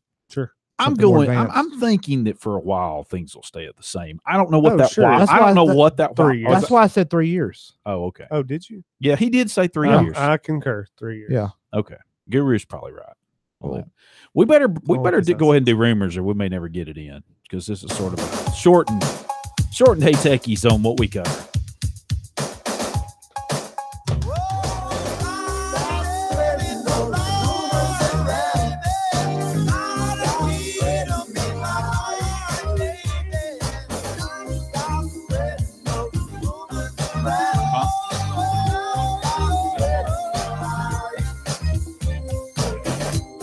Yeah, he is. Are y'all talking about me? Yes, absolutely. We're talking about my son. Noah is a senior this year. Yeah. And by the way, glad you brought it up. This is not a rumor, but we're cutting the rumors. Jacksonville High School has won all their games. First time in history that the football team has been undefeated in regular season. Oh, wow. That's awesome. Congratulations. Ever. And it's on your son's senior year too. Well, I don't think it's got anything to do with that. It was the band that did it. Okay. Golden Eagle Band. We'll go with that. That's right. All right. So what Apple rumors do we have? There's nothing really new, but like if in case you haven't been paying attention, haven't been listening to the show like you should have, because if you haven't, you should have been listening. That's right. We got a lot of new listeners tonight from Sure. the Pleasant Valley being on the show with us. But anyway, Apple will have an event tomorrow. It's scheduled to start at 10 a.m. Eastern, so 9 a.m. Central in Brooklyn, New York. Excuse me. I think they're calling the event Whoopee. No, they're not calling it Whoopee. No, they're not. I forget what they're calling it, but anyway, they always send out some Our little next invitation. trillion. But I found an article. There's several. There's a Mac Rumors article we'll put in the show notes that kind of recaps everything. But this one I found this evening from besttechie.com, and it kind of breaks it down based on their opinion, and I kind of align with their opinion. It says tomorrow's the Apple event in Brooklyn, what we will see. And they've got like an absolutely section. So from an absolutely standpoint, they believe the redesigned iPad Pro is going to be announced tomorrow in a 11-inch, which is the current size, and no, maybe it's not. They have two size iPad Pros. I guess I should know this. Yes. Okay. Sorry. I'm losing some Apple cred here. So an 11-inch and a 12.9-inch iPad Pro. Both models will feature Face ID with an all-screen design, but no notch. Whoopee! Hush, Bruce. So with the Face ID, there'll be no Touch ID. So the fingerprint scanner is going away. So that kind of disappoints me, as we've said on the show. Some other things with that is there's a possible chance, and me and Michael were talking about this before the show, of replacing the Lightning port with USB-C. I don't believe There's been a lot of rumors pointing to that. There was rumors pointing to that for the iPhone, and that was all wrong. Yeah, and it may be wrong. We shall see, as they say. They'll have to. It won't be this year. They'll have to wait and come out and say how they've made it better. Yeah, or they'll have to change the whole name of it and say they invented it. It's the USB Apple. Yeah, it's the IC charger. Yeah, the IC or something. IC USB data. IC. It's the best connector ever. Yeah. Better than our previous Lightning connector, which we said was the best ever. They'll say, yeah, it's the USB 8. That's already been done. So another thing a notch is out of the corner of the eye.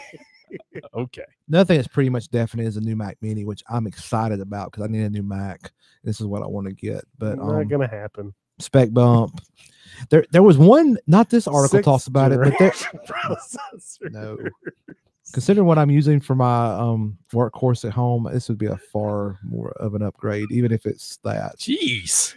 What did they put in your drink? No, but there's some rumors pointing there may be, the Mac Mini kind of looks like I guess an Apple TV to a certain degree. Yeah. The older Apple TVs are kind of rectangular, square and thin, not too tall.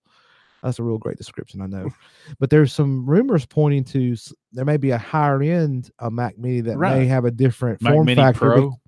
That may have a different form factor because they need more space for the hardware. So, well, I wouldn't put it past them. No, and I hope it is, because that is my next Mac if they'll do that.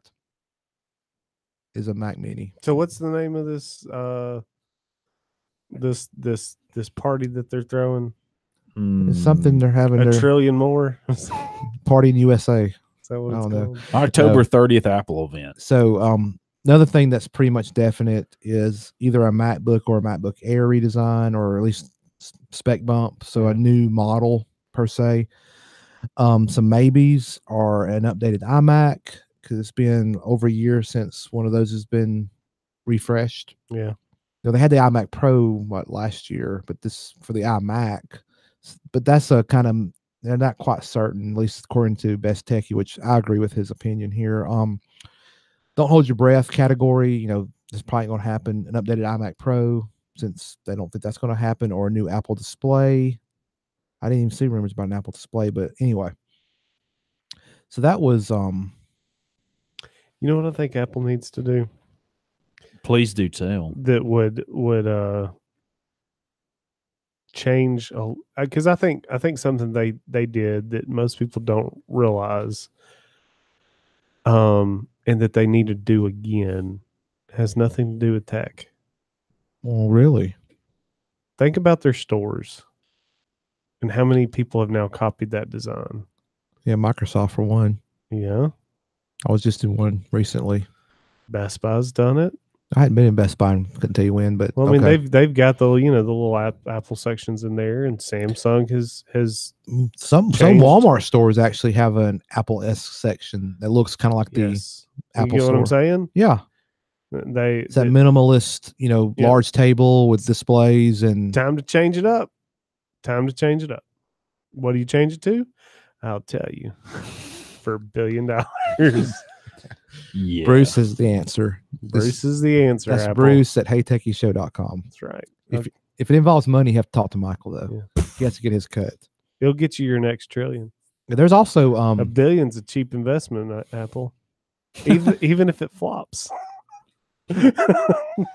Yeah, I don't know about that. I have another article. Somebody found an icon that looks like a iPad Pro and some iOS 12, but it's basically confirming what's going to be happen tomorrow with a very thin bezel iPad Pro. We'll stick it in there. You can read it at your leisure. But one, I did not put this in here. I think you put this in here about Apple might launch a Netflix competitor. Yes, in 2019. You want to? I'm so tired of all. Yes. I think everybody and their mother, media providers coming out with some sort of premium service. Yeah, we'll just go back to, you want to watch this movie? It's $15. You want to watch this show? $15 more.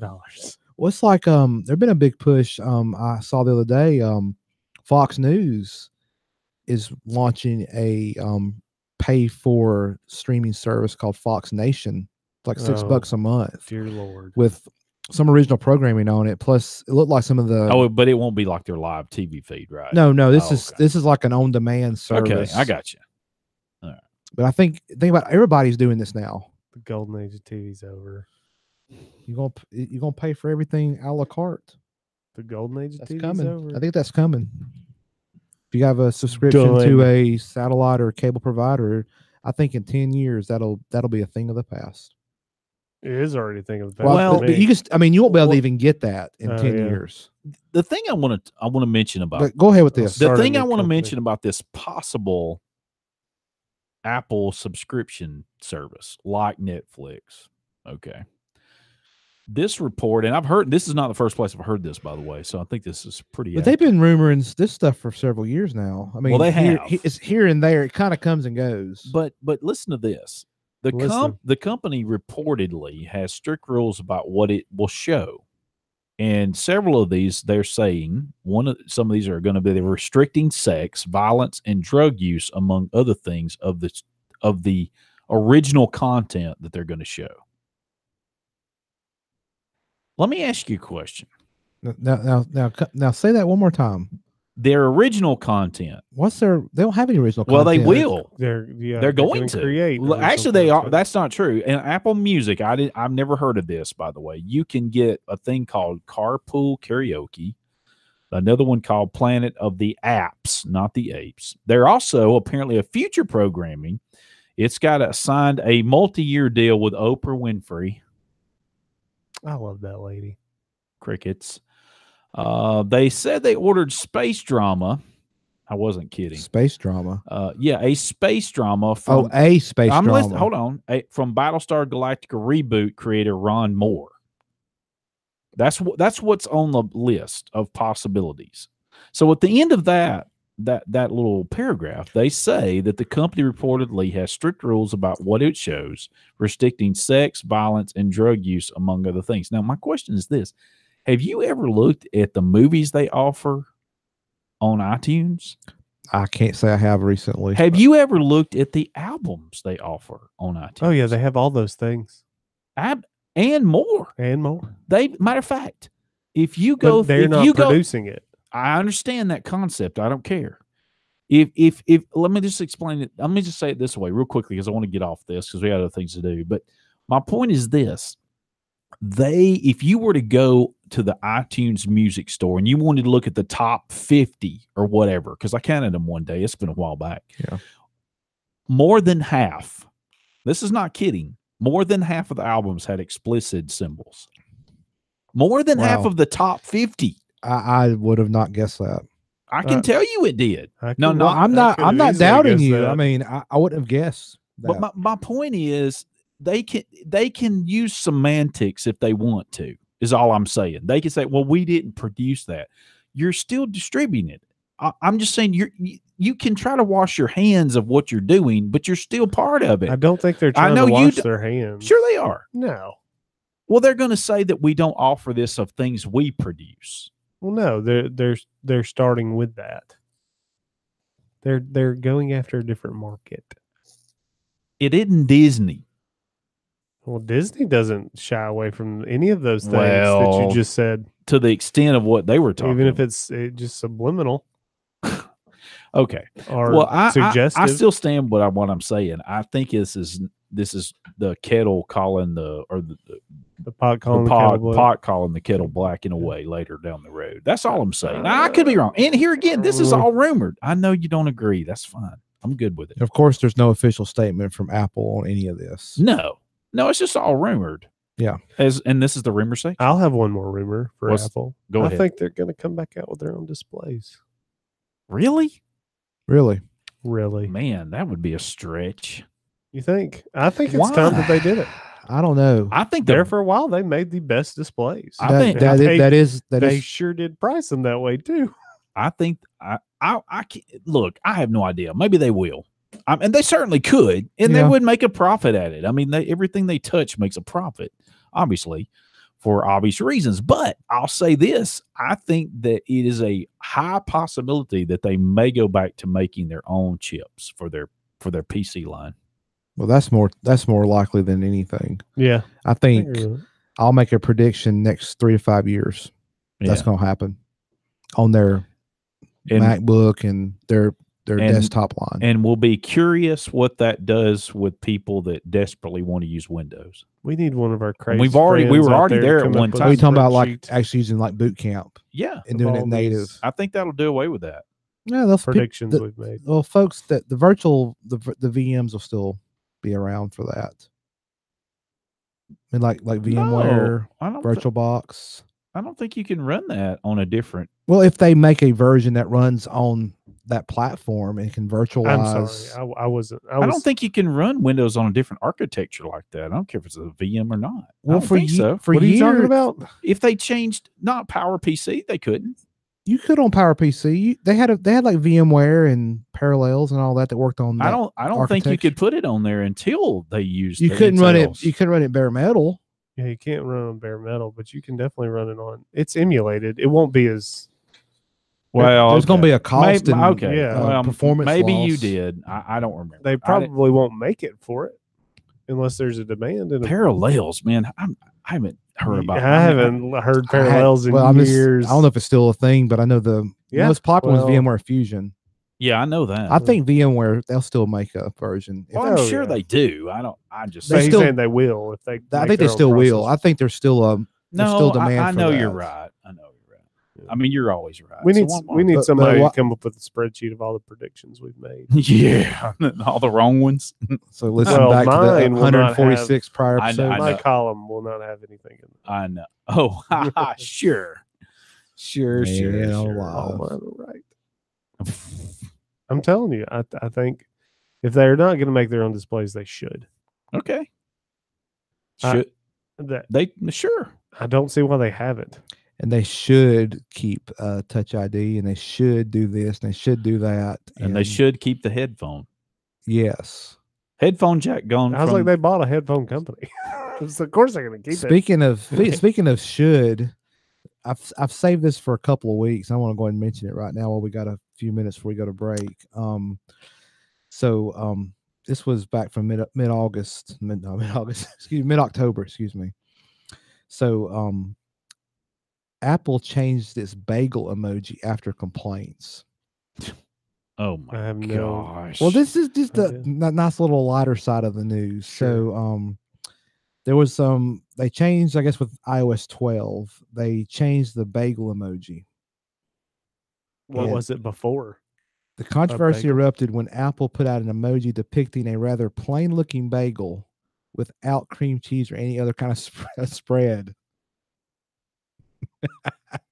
Michael is like their users would complain about yes, that. That doesn't surprise me none. Now you know what's going to happen, right? You're gonna offend the lactose people, right? Anything that, yeah. I mean, that, You right? could put Nutella on there. Where's my everything bagel? Anyway, yeah, my everything bagel. So the internet responded with a resounding OMG. Various social media users described the bland appearance of the design. Philadelphia cream cheese itself weighed in, launching a Twitter poll and petition. I am not making this up. Oh, I know you're not. Apple finally relented and released an updated emoji depicting a doughier bagel with cream cheese.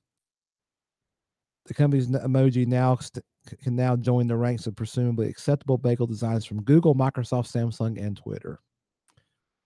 So that was on a different lighter side of Yes, of I just tech. thought I wanted to share that since we're talking about Apple. I will say this is a lighter side: is that Play Movies upgraded many of your HD purchases to 4K for free. Who's this? Who's now? this? Yeah, I'm sorry. Google Play Movies. Okay. And I think I did see this. five of the movies I have purchased were upgraded to 4K. So wow, that's nice. Yeah, it is nice. At no extra charge to me. It's included. I'm not sure if they upgraded the standard def to 4K. That I don't know because I've not bought any standard def. But I was really hoping that some That's of the just movies so last year or last decade. I don't. Yeah, I will say this though. I was really hoping that all of the ones I had. Yeah. I'm not complaining. I was like, oh well, at least 5 of them. But I was kind of like, man, I kind of wanted these other. Sure, yeah, man. These few that weren't, and it may not be that they're able to do that. But I'm sorry, The Princess Bride needs to be in 4K. Oh my goodness. What are you watching it on 4K? I mean, what device? Are you your TV? Nothing yet. Oh. I've not made that jump. Okay. I was just curious about that. Now, not speaking of that, and I don't want to get off on a tangent here, but now not all Roku boxes support that, right? You gotta have a special Roku. Oh box. yeah, you've got to have any of your streaming devices have to be able to support 4K. Correct, right? As well as your TV. Yeah. So play movies. Yep. Upgraded movie. No extra charge. Thought that was rather nice. Yeah. It Thank is. you. Yeah, that's so nice. Thank you. Yeah, they're collecting your data, so that's how they did that. Probably. There's a cost somewhere. Yeah. So yep. Hey, Jurassic Park got upgraded to 4K. See, well, they even shot in 4K. I guess the original masters had enough resolution. Yeah, I was gonna say the original masters probably were better than 4K. And they just resampled them into this. Okay, that's cool though. But out of some of the movies I had, Princess Bride did not get upgraded to 4K. Oh my goodness! And we'll talk about that the rest of the night, folks. Probably. Let's just go ahead and we'll spare everybody that. Spare them. Both of the Deadpool movies though got upgraded. Of course to 4K. they did. Of course they did. Both of them. Gotta love him. Yeah. Hey, Techies Show. Be right back. HeyTechiesShow.com. Open 24/7, as long as we don't forget to pay the bill.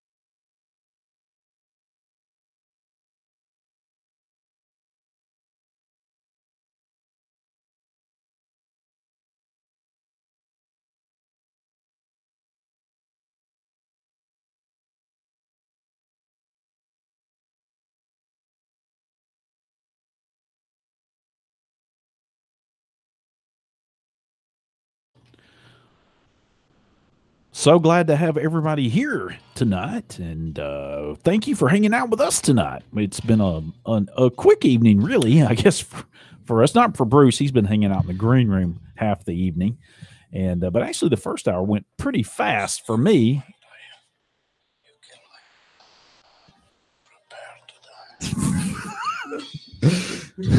What are you? What was that? Was from Princess Bride. Oh, of course. I did not realize yet that was. I did not realize that was a big movie for Oh you. Man, that is one of my favorite movies of all time. Enjoyed it since I was a kid. So see that in both the Deadpool movies. I love stories. What can I say? The Deadpool movie is a love story. Absolutely. I have never heard that. You did not see the advertisements for any of those. I never watched them. It's just not. Yeah, it's not your cup of tea. No, it's not. It's really not. I understand. Yeah. Anyway, I ran across this crazy little article here, and we often on the show talk about passwords. We do. Yes, the difficulty of remembering them. Sure. For some that don't use I don't know any of my passwords. Yeah, that don't use password managers. Or how to manage them. Or how to manage them. I do know how to do that. How to have good ones. Yes. Yeah. Even if you have a password manager, you can still have a bad one. How to not tell people about them. Yeah. Don't be telling your passwords. So my cat's name is right. Mr. So Bagel. an ingenious group of people are looking at figuring out a way to have a biometric password, meaning that it comes off your brain waves. No. So in this instance, they explained it this way. They started out with a group of sensors on the head. And over time of working on this, they figured out that there's actually 3 areas of your brain. They could have 3 sensors in what they called maybe like a hat or a helmet. So how it would work is they show a series of pictures and text to a person. They look at it, and these sensors read the electrical pulses that happen in these 3 different sections of your brain. And that makes a key, basically, because they say it's unique for every person.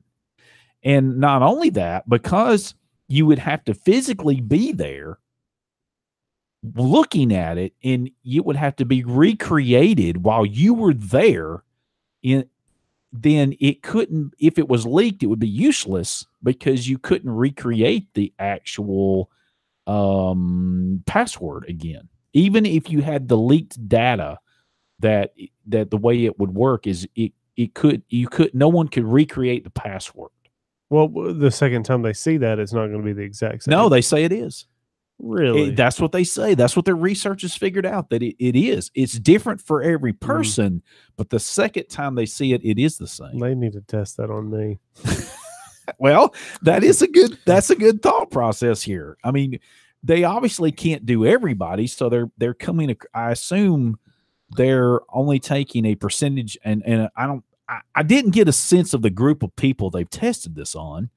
Particularly, it didn't go that deep into it. You need to use Bruce as a test person. Yeah, because the pictures you were showing me earlier, I could definitely see how different days I'd have different associations. So, for instance, in this example, they had an animal, a human face, and a text. So the text in this instance was aspire to inspire. And it was like a snow leopard, DiCaprio, the actor, and then aspire to inspire. And the next one was a owl of some type, and Kate Blanchett, the actress, and pursue one great. Yeah. It says here in the article, it says a person's brain password is a digital reading of their brain activity while looking at a series of images. Just as passwords are more secure if they include different kinds of characters, letters, numbers, punctuations, a brain password is more secure if it includes brain waves readings of a person looking at a collection of different kinds of pictures.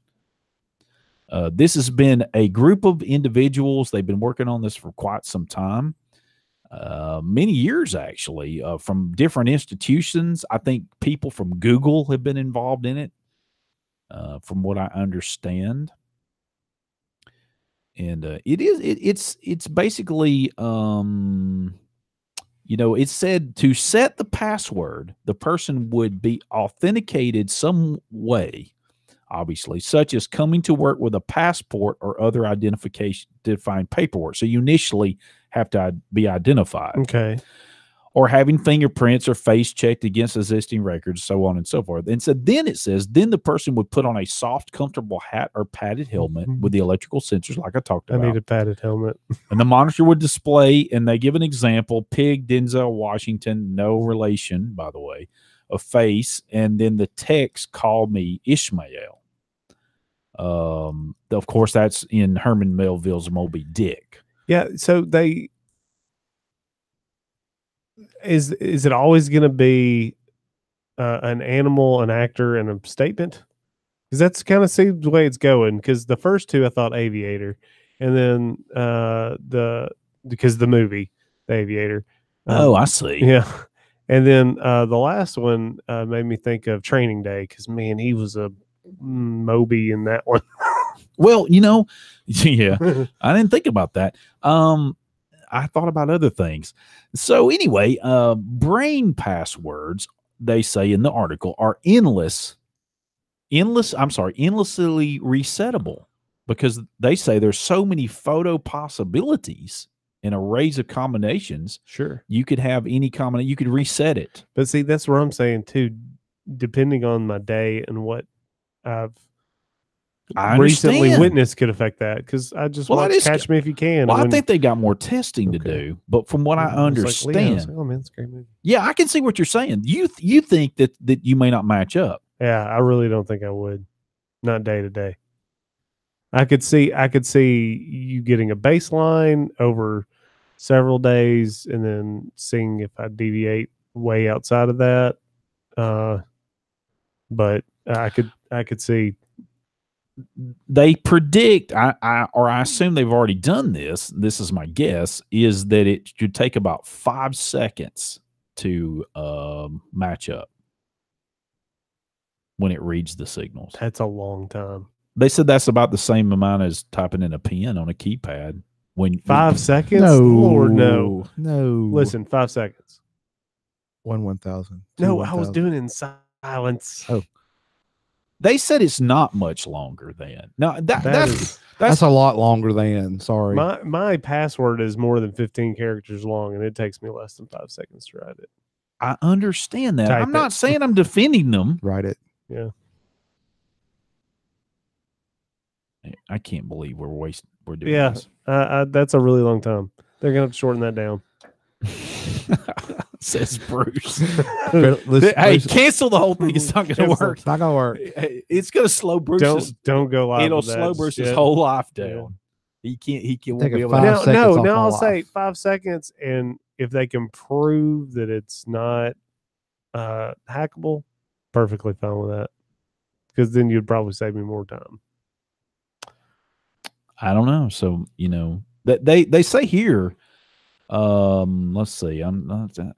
That's written weird. I'm trying to figure it out. How to say here. This means our sensor device is so small that it can fit invisibly inside a hat or virtually reality headset. They give an example of opening doors for many potential users. Oh yeah, I agree with that. A person wearing a smart headwear, for example, can unlock doors, computers with brain passwords. This is my smart extension. It's my rat tail. Also, they say it can make bringing rat tails back. Also, they say it can make cars harder to steal. Sure, I agree with that. So, well, the Hey Techie show has got to wrap up because we've got a little bit to get out of here to get ready for the next folks. Again, huge thanks to the Pleasant Valley High School Absolutely. robotics team for Thank coming you so tonight. much. Thank you. Hey Techie show. See you next week. The Hey Techies Show is produced by The Guru and co-produced by Mike Stedham. Join us again next time for another exciting installment of The Hey Techies Show. It's going to be great, maybe.